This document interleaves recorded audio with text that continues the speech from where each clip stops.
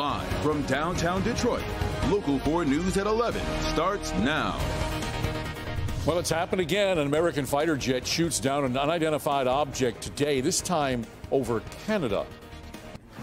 But first, developing right now, state police in Michigan searching for a 3-year-old girl. Thank you for joining us. I'm Rod Maloney. Investigators say Zanaya Alexandria went missing after her father, 54-year-old Wardell Jones, did not follow a court order to surrender her to Child Protective Services. They say he was fully aware of that court order. We do know the child lives in Detroit, and if you know where these people are that you see on your screen, you're asked to call Michigan State Police right away. Canada's Prime Minister says that he ordered the takedown of an unidentified object caught flying over northern Canada today. Justin Trudeau says the object violated Canadian airspace. Canadian and U.S. aircraft were scrambled and a U.S. F-22 successfully fired at that object. This is now the third time that the U.S. military has brought down objects that have violated U.S. and now Canadian airspace in the past week. North American air sovereignty is a key priority, which is why we continue to work in partnership with the United States, NORAD, and the broader security community to protect Canadian and U.S. interests. Now, the White House says that Trudeau consulted with President Biden about that shootdown. Canadian forces now are going to lead the recovery operation to analyze that wreckage. Closer to home, Westland Police investigating a deadly crash involving an ice truck. Happened around 11:25 this morning on Hunter Road near Wayne Road. Investigators say the truck was heading northbound on Wayne when the driver ran a red light. We're told that the ice truck hit a pickup truck going westbound on Hunter. Police say that the pickup truck driver, a 52-year-old man, died at the scene. That ice truck driver is in police custody tonight. In Detroit, we're learning more about a deadly drive-by shooting on the city's west side. Happened around 2:40 this morning on Hayden Street near 7 Mile Road in Evergreen. Police say someone drove up, fired shots into another car. A 24-year-old man died at the scene. 2 other men are in critical condition.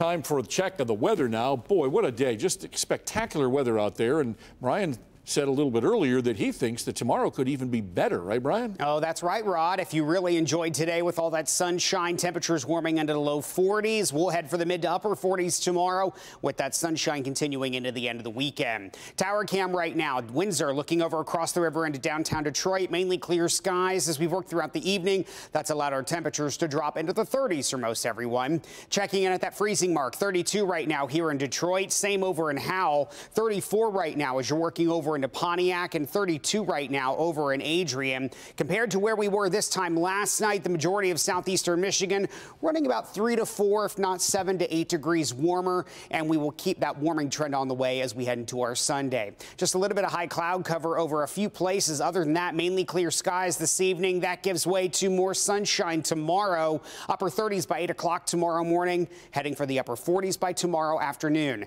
Enjoy this dry weather. Rain's back next week. I'll time out when you can need that umbrella and your complete 4-1 forecast. That's coming up in just a few minutes. Rod. All right, Brian. Thank you very much. We're having some fun tonight because it's a viral video from this afternoon's Red Wings game. A young fan getting his 15 minutes of fame on the Jumbotron, sending the crowd wild. It was nuts in there.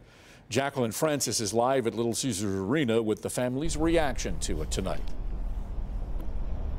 Rod, imagine walking into LCA as a first-time fan and leaving an instant celebrity.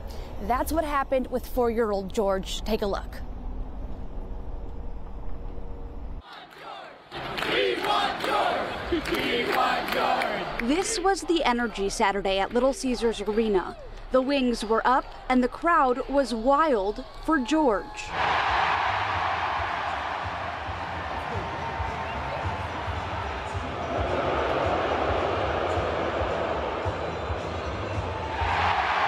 In the now viral video, the crowd goes from booing the Vancouver fans to cheering for George, a 4-year-old St. Clair County boy attending his very first Wings game. He's very shy, so we brought him a sign that said, "This is my first game." George's mom says they hoped to get on camera, but never expected this. When people were coming over and giving him high fives, he kept saying, like, "Yeah, we're winning," and saying, like, you know, like he didn't know it was about him.